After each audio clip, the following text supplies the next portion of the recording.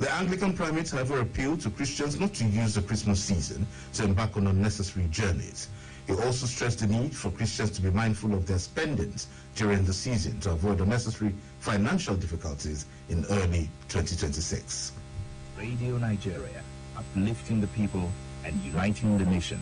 Did you know that Nigeria has one of the highest under 5 mortality rates in the world, and vaccines preventable diseases contribute significantly? It is estimated that about 2.1 to 2.3 million children in Nigeria are zero dose who have not received any form of vaccination. Treating vaccine preventable diseases is costly for both families and the government. However, they can be prevented with vaccination. Take your eligible children from 0 to 23 months to be vaccinated against all vaccines preventable diseases in any primary healthcare center nearest to you and in any designated place during immunization outreach services and campaigns. Adolescents and adults can also get vaccinated against deadly diseases such as diphtheria and meningitis. Tetanus toxoid can also be administered to pregnant women. Girls 9 years can also be vaccinated with human papillomavirus vaccine to protect them from cervical cancer. All vaccines are safe and effective and paid for by the government. Let's protect our children and ourselves today from the pains of tomorrow. For further inquiries, call the NPHCDA toll-free number 7722. This message is from the National Primary Healthcare Development Agency, NPHCDA, with support from Mastercard Foundation, saving lives and livelihood through the Nigerian Red Cross Society.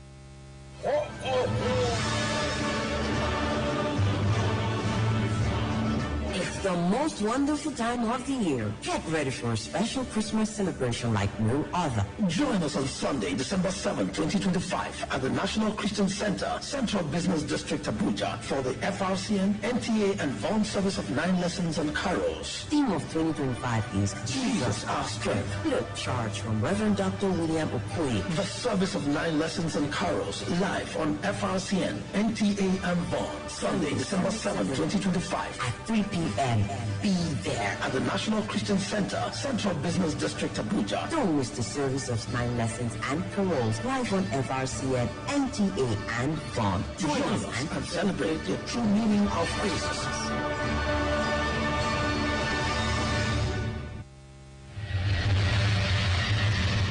Are you passionate about aviation? Do you want to know more about the policies, safety standards, and innovations shaping Nigeria's airspace? Then don't miss NCAA in View, your trusted window into the activities of the Nigeria Civil Aviation Authority, the regulator ensuring safe, secure, and efficient air travel for all.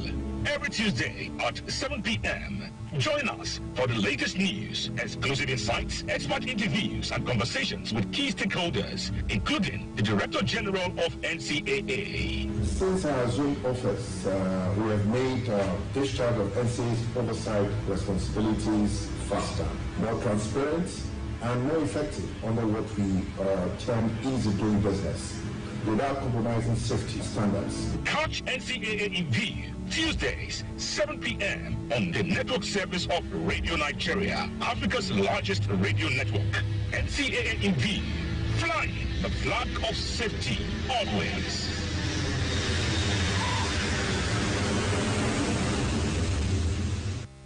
The International Press Institute, IPI Nigeria, holds its second national conference and annual general meeting in the city of Abuja. The 2-day session is under the distinguished chairmanship of His Excellency, Vice President Kashim Shettima, GCON. Theme, addressing media repression and safeguarding democratic accountability in Nigeria, with 2 keynote addresses on media freedom and sustainability by erudite journalists. Special guests of honor include the Minister of Information and National Orientation, Alhaji Mohammed Idris, media owners, captains of industry, and members of the diplomatic corps. Venue, Conference Hall, Nikon Luxury Hotel, Abuja. Date and time, 2nd and 3rd of December 2025 at 9 a.m. daily. IPI Nigeria, championing media freedom through sustained advocacy. Radio Nigeria, uplifting the people and uniting the nation. President Bola Tinubu has reaffirmed his administration's commitment to strengthening the Nigeria Police Force and other security agencies through enhanced funding, training, and provision of modern equipment to effectively tackle insecurity across the country. The president made the pledge during the passing out ceremony of 1,187 cadets of the 7th regular course of the Nigeria Police Academy, Wudil Kanu. Khadija Aliyu reports. Represented by the Secretary to the Federal Government, George Akumi, he said his administration remains dedicated to addressing the root causes of insecurity while promoting economic development, social cohesion, and national stability. He commended the Police Academy for its achievements and urged the graduating cadets to uphold professionalism, discipline, and integrity as they begin their careers in the force. I will expect you to serve selflessly and be prepared to make the ultimate sacrifice if the need arises. Our administration is committed to supporting the Nigeria Police Academy, the police and other security agencies with the resources, training, equipment they need to excel. The Commandant of Police Academy Wudil, AIG Patrick Adideji, said the cadets underwent rigorous academic and professional training to prepare them for the challenges ahead. Also speaking at the passing out, the Director General, FRCN, Dr. Muhammad Bulama, represented by Malam Suleiman Musa, described the graduation of the cadets as a major catalyst to boosting the nation's security architecture. Just recently, the President, Bola Ahmed Tinubu, gave a directive that 20,000 policemen should be recruited. And when you mix this with the number of officers that just graduated and will join the police, it will strengthen the security architecture within the country. And I'm optimistic that it will be for security in the country. Other dignitaries at the occasion include Kano State Governor Alhaji Abba Kabir Yusuf, service chiefs, officials of the Nigeria Security and Civil Defense Corps, and other key stakeholders. In Kano, Khadija Aliyu, Radio Nigeria. Staying with education matters, Vice President Kashim Shettima has emphasized the need for collective support toward the growth of the education sector, describing it as a key driver for nations aspiring to attain their full potential. The Vice President stated this while delivering a lecture at the University of Maiduguри's 5th anniversary celebration and the relaunch of its endowment fund. Radio Nigeria gathered that the Golden Jubilee celebration and relaunch of the University of Maiduguri Endowment Fund brought together alumni, friends, and well-wishers of the institution, including Vice President Kashim Shettima, who delivered a lecture on the topic Education, Leadership, and National Development. The Vice President highlighted the importance of education to national development, noting that the strength of the nation is measured not by its natural resources, but by the quality of its human capital. Governor Babagana Umar Zulum and the Vice-Chancellor, Professor Mohammed Lamin Umili, also outlined the achievements recorded by the university over its 50-year history, while calling on individuals and organizations to support the endowment fund. Chief launcher of the Unimate Endowment Fund, Dr. Mohammed Ndimi, announced the highest donation of 2 billion naira, followed by 1.8 billion naira from the 6 states under the Northeast Governors Forum. Chief Emeka Ofo donated 250 million naira. National Assembly members from Borno contributed 200 million naira, while the NEDC also pledged 200 million naira, among other donations. The celebration also featured the conferment of honorary doctorate degrees, with Governor Babagana Umar Zulum awarded the Doctor of Science, Emir of Kazauri Najib Hussein Adamu, Doctor of Laws, and Chief Emeka Ofo, Doctor of Letters. 3 distinguished professors, Haruna Lakwa, Shettima Bula Karima, and Burka Bababi, were also appointed emeriti of the university. Speaking on behalf of the award recipients, Professor Emeritus Haruna Lakwa and Chief Emeka Ofo thanked the university authorities for the honor and recognition. The Plateau State Office of the National Human Rights Commission says it received over 1,060 complaints of human rights abuses between January to October this year, cutting across the various thematic areas.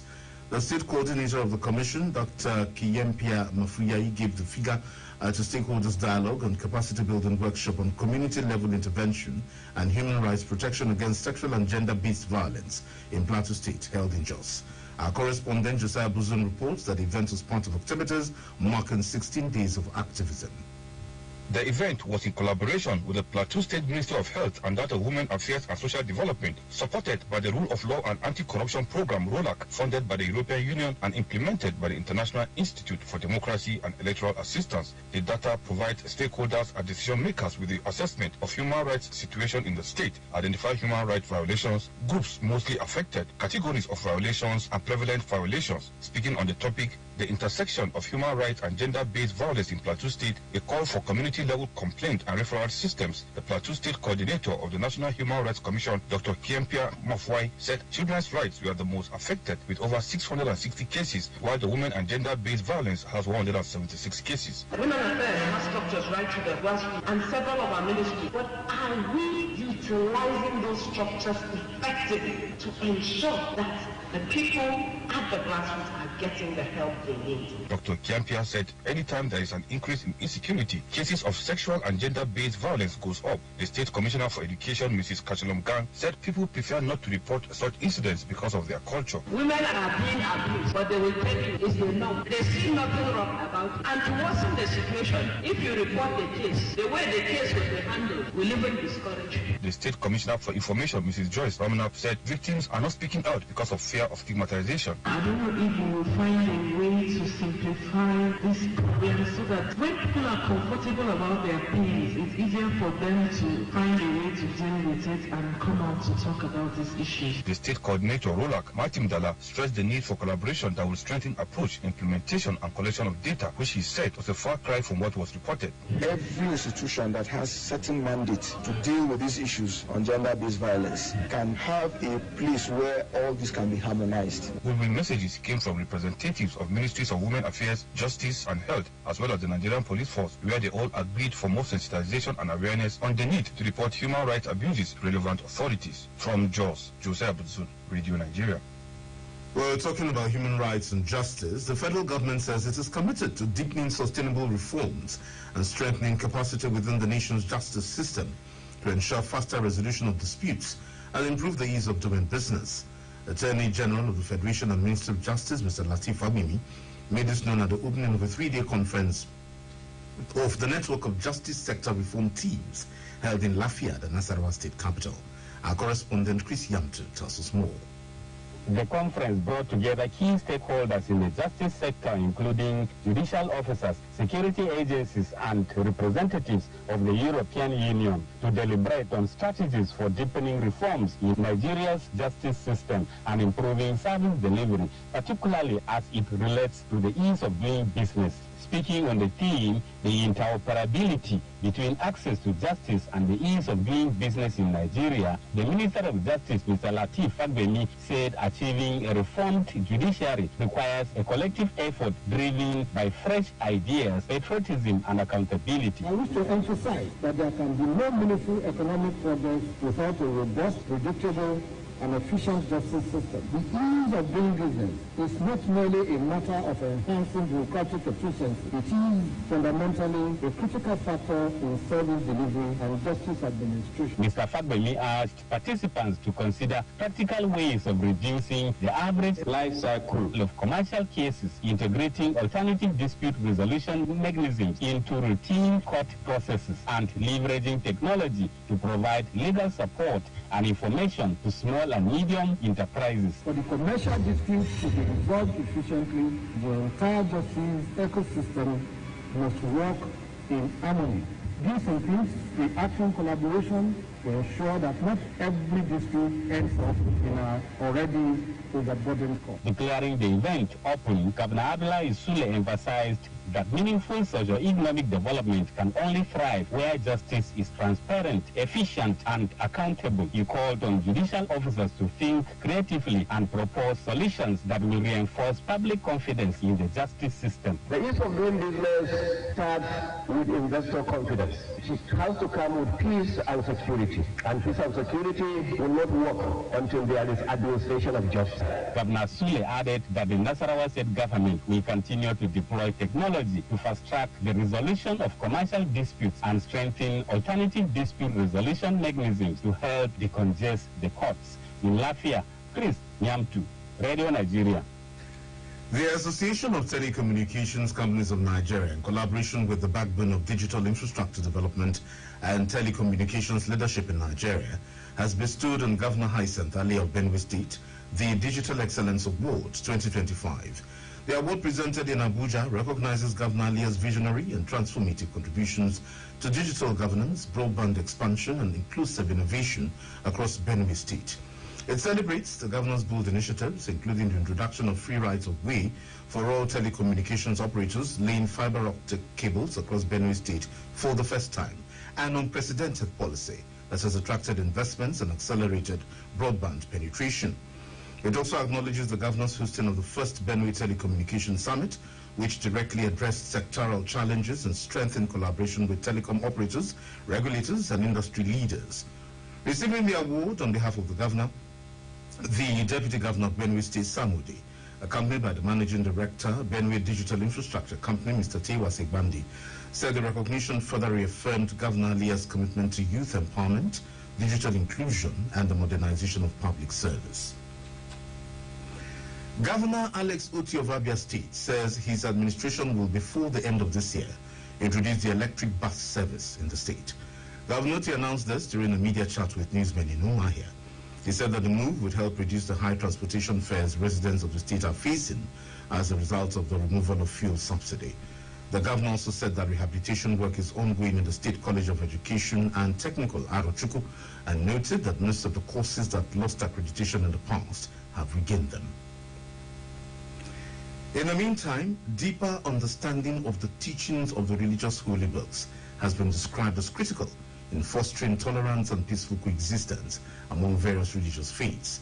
Participants at the 2025 Igbo Muslims National Summit held in Enugu State made a submission during the event. Ife Sinachi Ugweze reports.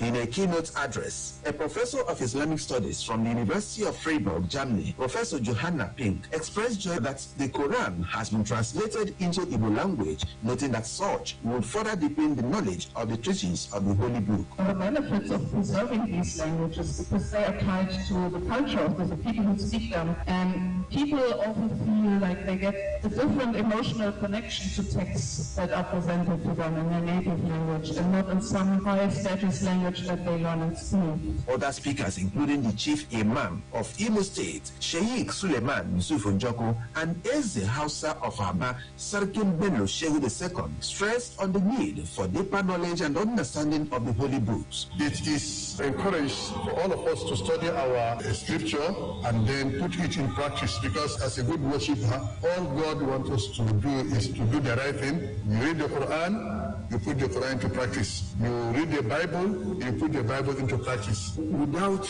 knowledge, you can't participate in Islam. If you have knowledge and you do your research and findings, tolerance will be the first thing you will be taught in the religion. The Southeast representative of Muslim Ummah at the National Hajj Commission, Hajia Aisha Obi, urged them to show the society the beauty of Islam through tolerance and harmonious living.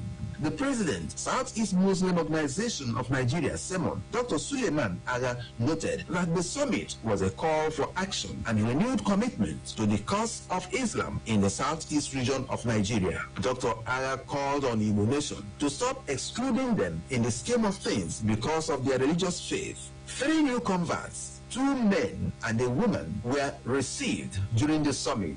Some Islamic scholars were honored for their commitment and dedication to Islamic cause, including the keynote speaker, Professor Johanna Pink, who was also presented with a copy of the Igbo translation of the Quran. Others were also posthumously honored for their commitment and sacrifices in the advancement of Islam in Igbo land during their lifetime. In Enugu, Ife Sinachi Ugweze, Radio Nigeria. 24 minutes past 7 it is. Thanks for staying with us. As the news on the network service of Radio Nigeria. The headlines this morning: President Bola Tinubu sought Senate confirmation of 32 ambassadorial nominees. The federal government has called for the growth of the education sector. National Human Rights Commission has received over 1,000 reports on abuses in Plateau State. Still to come, Nigerian Association of Resident Doctors suspend nationwide strike. The State House Diary, sports, news, commentary, cyber scoop, newspaper headlines and weather. Stay tuned. Radio Nigeria, uplifting the people and uniting the nation. This Sunday is the Nigerian Premier Football League NPFL Match Day 15, and the Battle of the Warriors takes center stage at the Lake Salami Stadium in Ibadan. The Oluwole Warriors, Shooting Stars, square up with the Desert Warriors of Maiduguri El Kanemi, separated by just a thin margin on the NPFL log. Both sides are hungry for all three precious sports. Will Shooting Stars, the two-time champions, rise from the 15th place and thrill the home crowd? Or will El Kanemi Warriors, sitting at the 13th position, strike hard on the road to widen the gap? Find out live this Sunday on the network service of Radio Nigeria, Africa's largest radio network. Studio opens at 3:30 p.m. with pre-match analysis and team news. Then at 4 p.m., it's full live commentary straight from the Lagos Salami Stadium. NPFL Live, where passion leads. Radio Nigeria, bringing the game to you. FRCN Sports, connecting through sports, uniting the people.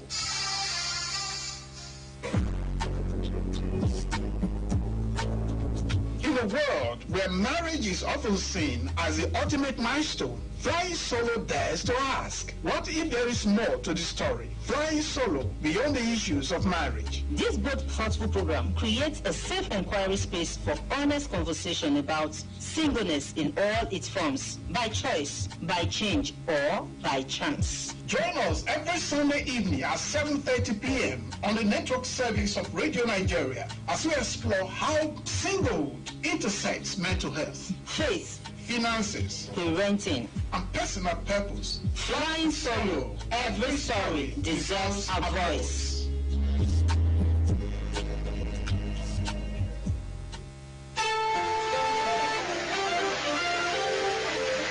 Eagle Square, the Radio Nigeria Public Accountability Program, will beam its searchlight on road safety, especially as the traffic builds up towards the Yuletide. Join Teso Zambi and the Co-Marshal of the FRSC, Prince Shehu Mohammed, this Monday at 7:30 in the evening on Radio Nigeria Network Service as they unpack the 2025 Ember Months campaign and other operations of the Corps. Our ambulances are on the road, our motorbikes are on the road, our tractors are on the road, our men are on the road. We even create camps for our personnel to sleep in the night and continue with the traffic calming, giving support to motorists, giving support to road users during this Ember Month to achieve that 50% reduction in crashes and then zero fatality, zero injury. The Federal Road Safety Corps since 1988, ensuring safer roads and fuller lives on Eagle Square,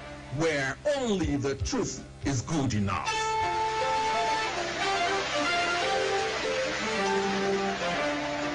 Radio Nigeria, uplifting the people and uniting the nation.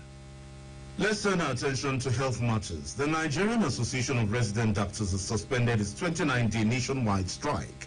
The decision followed a meeting of the union's National Executive Council and the signing of an agreement with the federal government. Secretary General of the association, Dr. Shoaibu Ibrahim, who confirmed the suspension of the strike, said 2 of the association's 7 demands have already been met. These include the release of the professional allowance table and approval for doctors' entry level to be set at CONMES 3. He explains that the remaining 5 issues must be resolved within 4 weeks, in line with the Memorandum of Understanding. The strike, which began on the 1st of November, saw about 11,000 resident doctors across 91 teaching hospitals withdraw their services, causing major disruptions in healthcare nationwide. Dr. Ibrahim warns that the doctors will resume the industrial action if the government fails to implement the outstanding agreements within the stipulated time. Callers on Radio Link, a Radio Nigeria audience participatory program, have advocated immediate action to boost the country's immunization system, ensure vaccine accessibility, and restore public confidence through continuous community engagement. One of them, Mr. Fidel Oyenike from Owerri, Imo State, urged government to empower local pharmaceutical companies to produce vaccines locally. We have pharmaceutical companies that can do it. It's a matter of storage and giving them the necessary encouragement. Secondly, health departments of the various local government areas should be equipped with well-qualified health officers. Let them not stay in the offices. They should go to rural areas because it's not every community that has access to a health center. They should go to the parts of these communities, visit traditional rulers, visit church leaders, talk to people, go to Market Square, educate them on the need for this vaccine. Another caller, Mr. Samuel Echewa in Abuja, narrated an incident in his neighborhood where a mother resisted vaccination out of fear and attributed the action to inadequate awareness of the benefits of vaccination and urged authorities to work closely with religious and political leaders to educate communities that vaccines are safe. Let me also advocate for a sensitization. Something happened here just close to my doorstep here just 2 months ago when these immunization officers for immunization, one of the children of my neighbor took their youngest one for the immunization. Lo and behold, their mother just came out shouting, crying that they have cheated her. So we're trying to that this is not harmful. Others are doing it. Danjuma Deri from Bidda, Niger State, decried cases of vaccine shortages during community outreaches and appealed to the federal government as well as relevant agencies to ensure wider and more equitable distribution, especially in rural areas. Immunization is very important. Those people that go around a special rural area, they can't do better. Sometimes they can't comply with the parents. Sometimes we are the ones that tell our wives to comply and with those people. And very unfortunately, if they come, these 2-3 people, they say immunization is finished. Responding, the Executive Director, National Primary Healthcare Development Agency, Dr. Moniya, explained that vaccine forecasting includes buffer stock to reduce the chances of stockouts. A new Oxford-led study is raising urgent red flags over the growing dependence on healthcare volunteers to attend to patients, known as task shifting, in primary healthcare centers in Nigeria. What was designed to close gaps in maternal healthcare is now, according to the researcher, quietly putting pregnant women in harm's way as weak supervision, poor regulation, and chronic underfunding continue to undermine frontline services. Unveiling the findings at the 2025 Task Shifting Symposium in Abuja, the lead researcher, Francis Ayomo of the University of Oxford, warned that without bold reforms, the country risks compromising the very lives task shifting was meant to protect. Our health correspondent, Annabel Wachuku, completes the story. At the heart of Abuja's 2025 Tax Shifting Symposium, a new Oxford-based study has delivered a jolt to Nigeria's health sector, revealing how a strategy once meant to save the system may now be placing pregnant women in danger. Task shifting, which allows low-skilled workers to carry out duties normally handled by trained specialists, was introduced as a temporary lifeline. But lead researcher Mr. Francis Ayomo stated that it had quietly morphed into a permanent fix, one that had been stretching workers beyond their limits and exposing mothers to preventable risks. The study shows that in many FCT primary healthcare centers, staff routinely take on tasks far above their training, sometimes with no supervision and barely any tools. Mr. Ayomo warned that while access had widened, quality had waned dangerously, leaving patients vulnerable in moments when care should be safest. Ideally, we shouldn't be having tax shifting, but we can't do without it. But while we do tax shifting, let's look into the issues that are making it not to work effectively so that we can still use tax shifting as a stopgap measure to increase access to maternal health services without sacrificing quality, so we ensure that more women have access to maternal health at a cost they can afford, such that the quality is optimal. He urged policymakers to return to the original spirit of tax shifting, a short-term bridge, not a substitute for real investment in skilled health workers and stronger systems. In response to the findings, the FCT Mandate Secretary for Health Services, Dr. Adedolapo Fashawi, said while tax shifting had worked in countries like Ethiopia and Uganda, inconsistent implementation and weak infrastructure continue to limit impact in Nigeria. Human resource is not the only thing that matters in primary health care.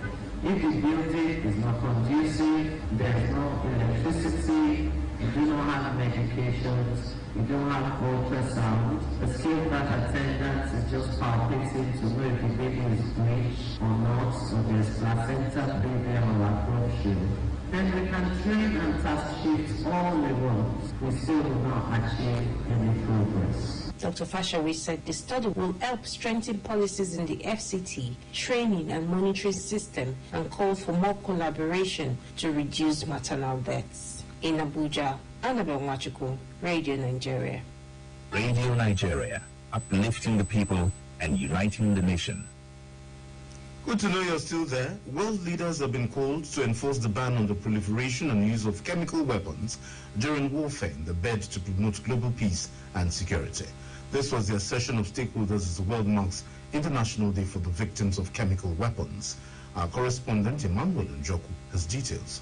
Since 1914, the use of chemical weapons in warfare has received global condemnation, which prompted the adoption of Chemical Weapon Convention by the Conference of Disarmament in Geneva on September 3, 1992, to put an end to the proliferation and deployment of chemical weapons.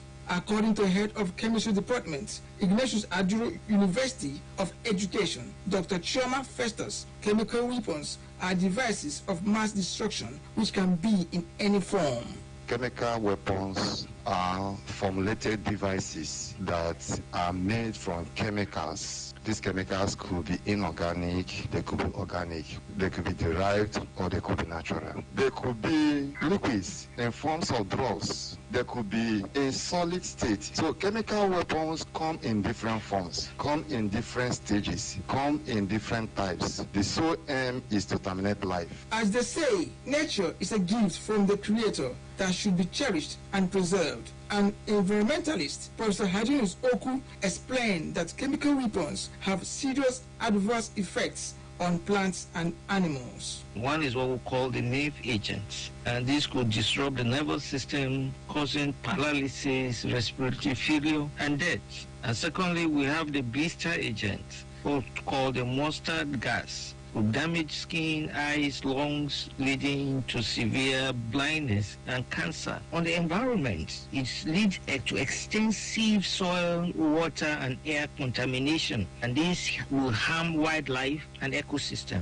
Despite call to ban the use of chemical weapons, Russia and Syria still went ahead to use them in wars. A scholar of peace and conflict resolution, Mr. Andrew Ajayi, urged world leaders to be decisive in forcing the ban on chemical weapons by slamming sanctions on defaulting nations to save planet Earth from large-scale disaster. If the world truly wants to eradicate these chemical weapons, all hands will have to be on deck. What is wrong if countries of the world actually identify the countries they're building and keeping secretly these chemical weapons, come together and face them? Because what is even the use of chemical weapons? United Nations Secretary General Antonio Guterres described the proliferation of chemical weapons as senseless weapons of terror that have no place in the world. In Port Harcourt, Emmanuel Njoko, Radio Nigeria. That opens up to State House Diary.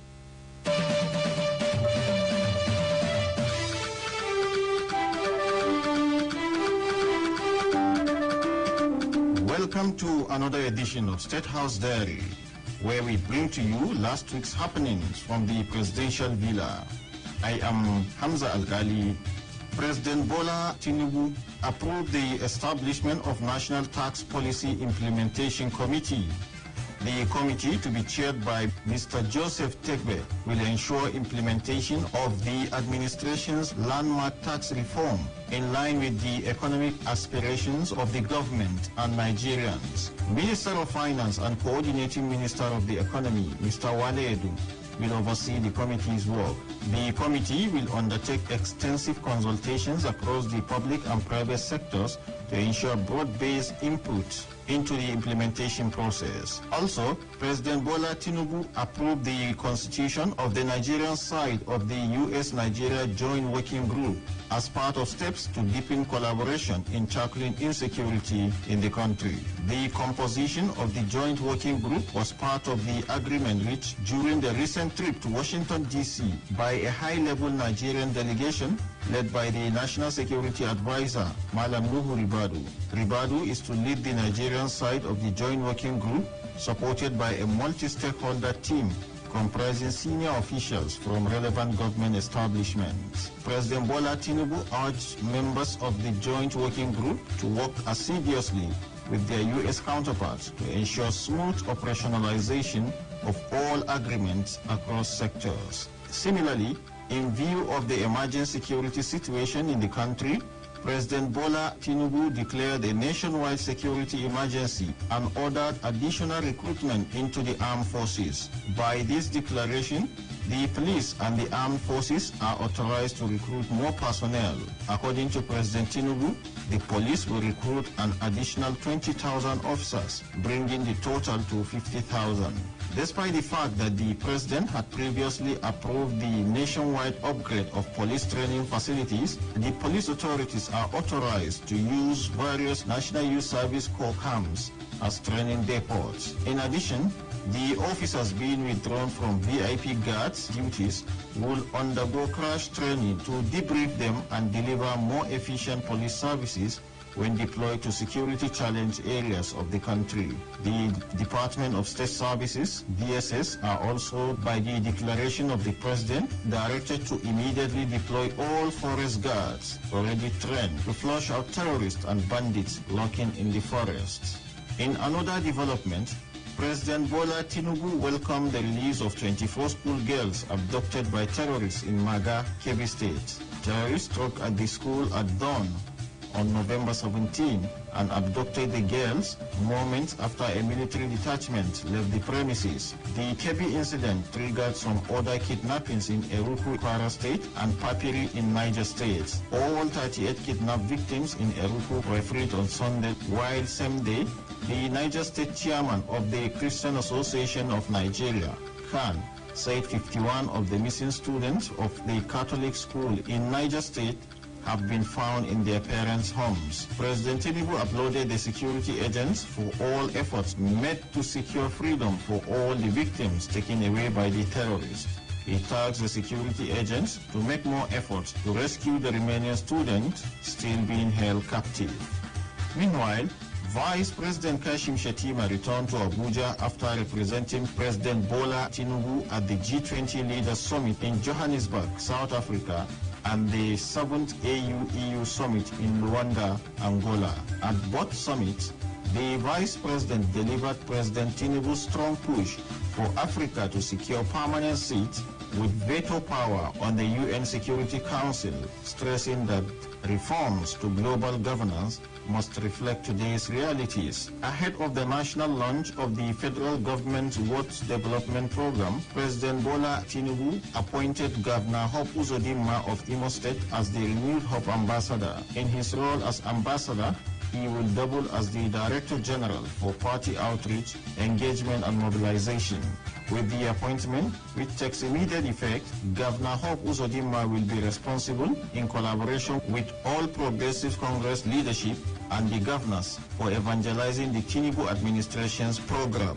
Vice President Kashim Shettima called for deeper cooperation between the executive and legislature, describing unity of purpose as essential to Nigeria's progress. He made the call in Abuja during a dinner hosted by the First Lady, Senator Oluremi Tinubu, for members of the National Assembly. The Vice President said the Tinubu administration currently enjoys its strongest executive-legislative partnership since 1999. He highlighted that President Tinubu and several key members of his administration are alumni of the National Assembly, a factor he said reinforces mutual respect between both arms of government. He assured lawmakers that the President will never take them for granted, commending their support for the administration's economic reforms and noting early signs of recovery. The First Lady Oluremi Tinubu also encouraged lawmakers to pass the bill seeking expanded opportunities for women while emphasizing the need for quality education for every Nigerian child. This is why we must prioritize reforms and restore dignity, provide safe learning environments, and ensure every child has a fair chance to thrive. Meanwhile, Vice President Kashim Shettima called on emerging Islamic scholars in Nigeria and across Africa to preserve and promote the late Sheikh Lahir Usman Bauchi's lifelong message of tolerance, dialogue, and inclusivity. He made the call in Bauchi after attending the revered cleric's burial, describing Sheikh Lahiru's passing as a monumental loss to the nation and the global Muslim Ummah. That has been State House Diary, bringing you updates of developments from the presidential villa. I am Hamza Alkali.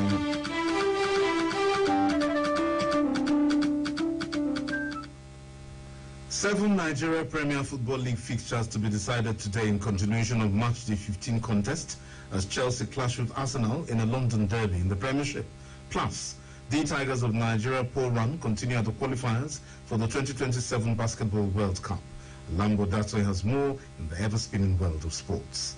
An Oriental derby between Enyimba and Rangers at Aba is one of the highlights of Match Day 15 action in the Nigeria Premier Football League today in Ibadan. Shooting Stars are up against El Kanemi Warriors while Barao FC take on Kwara United as Bayelsa United battle Katsina United in Yenegua. In Lagos, Ikorodu City tackle Abia Warriors while Warri Wolves confront Nasarawa United at the University Stadium at Ozoro. Khalifa clash with Plateau United. On Saturday, 2 games were decided as Bendel Insurance thrashed Wiki Tories of Bauchi by 3 unreplied goals at the Samuel Moniya Stadium in Benin City. The victory takes the Kennedy Boboye coach boys to 16th in the table with 16 points, while Wiki are 8th with 20 points. Elsewhere, Niger Tornadoes beat champions Remo Stars 1-0 with Clinton Jefta scoring the lone goal in the first minute as the Mina side moved to 3rd spot in the table with 23 points, while the Kenne boys are 11th with 19 points. Nasarawa United top the MPFL table with 27 points, followed by Ikorodu City on 24 points, while the trio of Niger Tornadoes, Rivers United and Abia Warriors are all on 23 points each. Kano Pillars are bottom with 9 points, as City rivals Barao FC are 19th with 13 points. The 8th edition of the Bayelsa Governors Football Tournament will kick off on February 13th next year to coincide with activities to mark Governor Doye Diri's 6th year in office. Director General of the tournament, Mr. Onagwe, in a statement on behalf of the Central Organizing Committee, said the prize money for the competition, Christian Prosperity Cup, will increase as the winner will earn 30 million naira in the men's category, while the champions of the women's event will get 10 million naira. Mr. Akwe emphasized that Season 8 will be a special edition to celebrate the 30th anniversary of Bayelsa State with special commemorative trophies for both the men and women's categories to mark the Prosperity Administration's 6 years in office. Eternal Grace Ministries FC of Yenegua were crowned champions of Season 7 of the competition for the second time following a 3-2 penalty shootout triumph over Advanced Dreams Football Academy after regulation time ended in a barren draw. Meanwhile, the 2025 week of the Sports Writers Association of Nigeria Swan Bayelsa State chapter gets underway from tomorrow, December 1 to Sunday, December 7. Chairman of the Planning Committee, Mr. Lobby Herbert, says the week will commence with a road walk from the Keke Junction to the Samson Siasia Sports Complex in Yenegua, while Tuesday will have the kickoff of the Clinton Thompson football competition for media houses. Wednesday will have table tennis, draft, and other indoor games, while a lecture on modern trends in sports journalism holds on Wednesday at the Ernest Ikoli NDA Press Center, with a dinner and awards night rounding off the week on Saturday. The 2025 edition of the Abuja Veterans Football Tournament will come to a conclusion today with the 3rd place match and grand finale holding at the Mupul Field in Nyanya, Abuja. The tournament, which began with over 40 veteran football teams within the Nyanya Karu-Mararaba axis, is open to former footballers aged 45 and above, with each team also allowed a maximum of 5 players that should not be less than 40 years. The bronze medal match will feature Pape All-Stars and Asosi All-Stars at 3 p.m., while the final and gold medal match will be contested by Zone 4 All-Stars and Timeless Titans All-Stars. To qualify for the final, Zone 4 All-Stars defeated Mbappe All-Stars 4-3 on penalties after a goalless draw, just as Timeless Titans All-Stars also edged Asosi All-Stars 4-3 on penalties after another goalless draw.